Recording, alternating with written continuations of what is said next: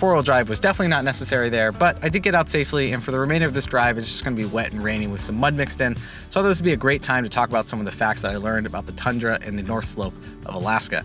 So the first one we'll talk about is the Dalton Highway. It's what I'm driving on right now, and it's where I started a few days ago, and it's that 450-mile stretch of paved and dirt road all the way to Prudhoe Bay, which gets you to the Arctic Ocean of Alaska. The road didn't open until 1974, but it was not open to the public. I believe when they struck oil or found oil in Prudhoe Bay, it was about 8 years before they had finished the road. So I want to say maybe 1965-ish is when they found oil there, started the development of that area, and had the road finished by 1974. But it was not open to the public until 1994. By doing that, it now means people like me can go up there and go to Prudhoe Bay.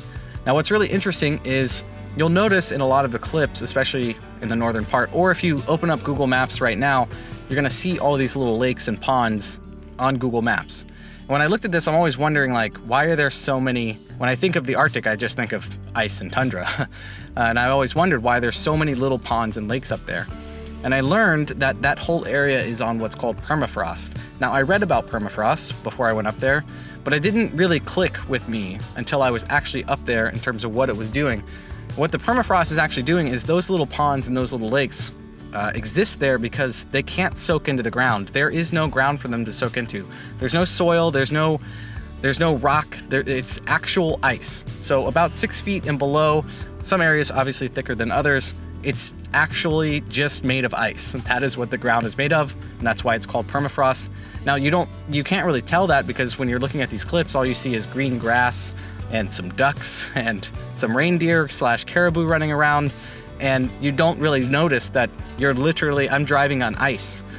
What's crazy is that even though you're seeing all this water on the ground, they actually receive about 5 inches of precipitation a year, which is half of what Tucson, Arizona receives. It's just that water can't soak into the ground because of that permafrost. Which, by the way, I think I was there for the hottest day of the year, which is why I'm running around in shorts. It was like a nice 74 degrees. So it's hard to imagine that I'm literally just existing on top of ice and driving on ice. Which brings me to my next point, which was there was parts in Prudhoe Bay as we were driving through that had road signs for roads that didn't exist. There were no roads there, but there were stop signs and arrows and stuff.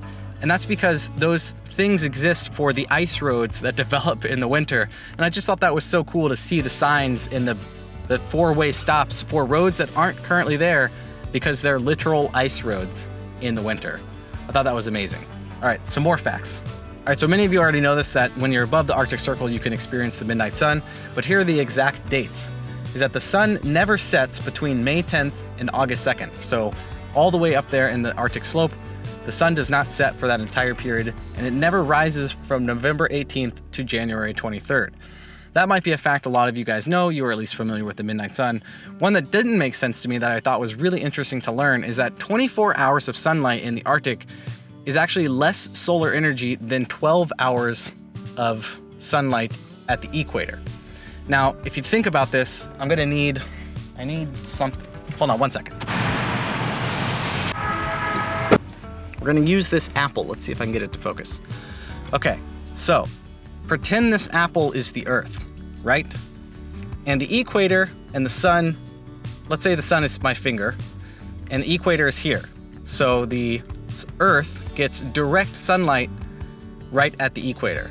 But when you aim it up and it's at a tilt, the Arctic, which is up here, gets less sunlight for multiple reasons. One, this direct sunlight is more of a spotlight almost, whereas the light that's hitting the Arctic at the top is angled, meaning that surface area that it's covering is larger, meaning it spreads out more sunlight at a larger area. And there's way more atmosphere when you have to go at an angle because you're traveling at an angle into the Arctic area. Kind of confusing. Apple, probably not the best thing to explain it. All you need to know though is that the equator gets more solar energy than the Arctic does in half the time. And it's why my solar panels don't do too well up here, actually, and I didn't know that. I actually genuinely thought something was wrong with my solar panels because I'm like, well, the sun is directly out and I'm only getting about 140 watts. You know, and as an electrical engineer, I should probably have figured out that the solar energy up here is less, but you know, I learned and I'm willing to admit that I did not realize that until this. So, very interesting fact. Thought it was super cool to learn that even though they have 24 hours of daylight, they get less solar energy than 12 hours at the equator.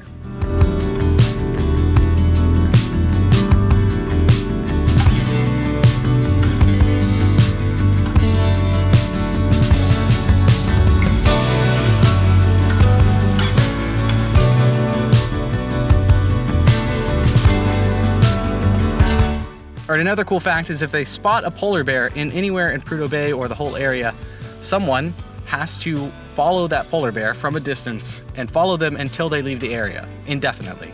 All the polar bears are protected. They have to be, everything has to stop around them. So if anything happens in terms of oil or workers or something like that, they have to stop what they're doing and let the polar bear just exist in that area until it leaves. I thought that was super interesting.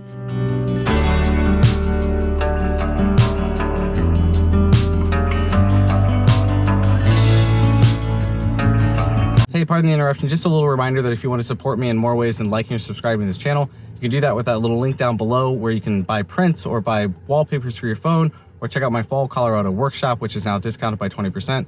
But if you didn't even want to leave YouTube, there's also a thanks button down there, or you can join my little YouTube community, and it helps me out every month. Anyways, let's get back to the video.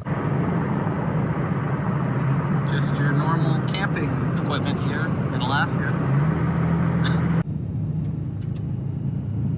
Every day is a winding road. Get a little bit closer. Feeling fine.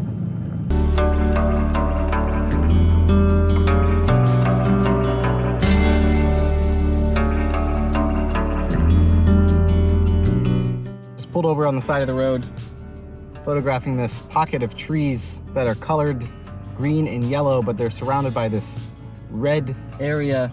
It's definitely been burned, and it's just really interesting looking. Not entirely sure there'll be any photo, but it caught my eye as I was driving by. It's pretty cool. Let me show you.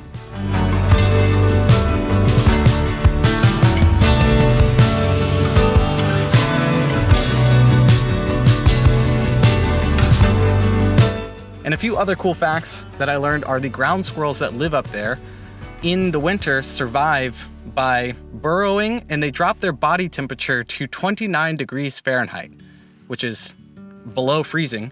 And what they do is they separate, hold on, let me get this right. I don't want to mess this up because, you know, I'm telling you facts. So the Arctic ground squirrel achieve ultimate hibernation. As the soil around their burrow freezes, their temperature drops to as low as 29 degrees Fahrenheit, yet they do not freeze.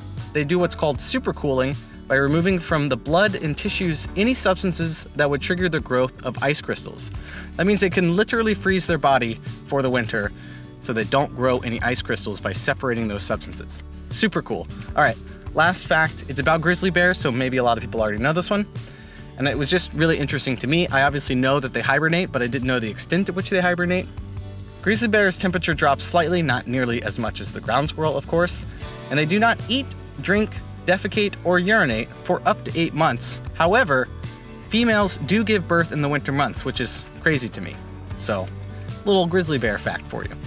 I'm sure I'll have more facts on the way. I'm going to try to do this more often when I learn them and it's more appropriate for the areas that I'm going to. Hope you enjoyed. Let's keep watching the video.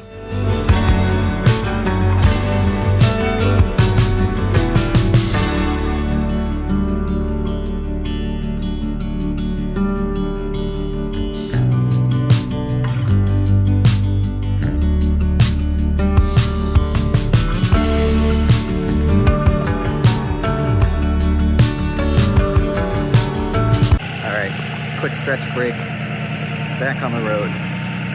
It's a little muddy. Ross is a little muddy. We're doing just fine. That's my backup cam.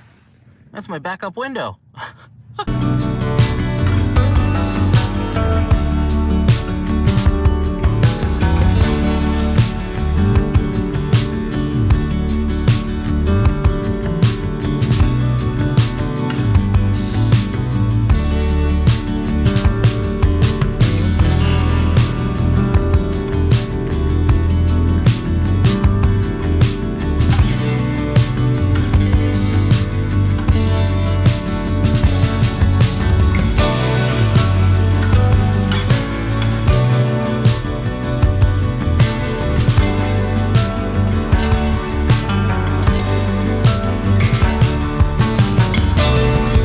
Like my new blackout curtain back there, courtesy of the earth. All natural. I should pay attention to the road.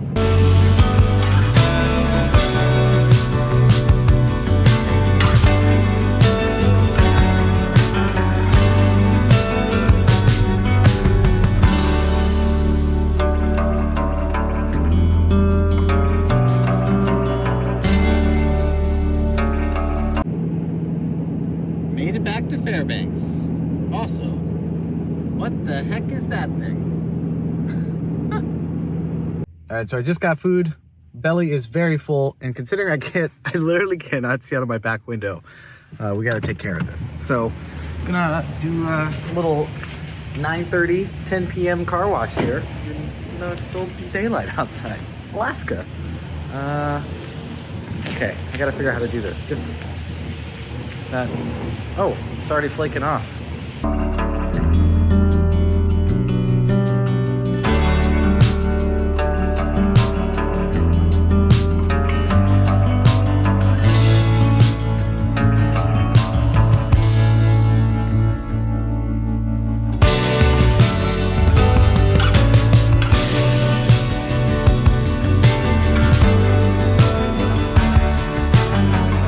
It's been a long 3 days of driving, so I am ready to just chill out tomorrow and not drive anywhere. Ross is semi-clean. I'm in our famous Walmart parking lot, so obviously there's some great cloud coverage. And I think that's going to conclude this episode. So, as always, if you liked it, you can like it. If you loved it, consider subscribing. And there's definitely a rainbow out there somewhere. We just got to go find it. I'll see you again tomorrow. Later.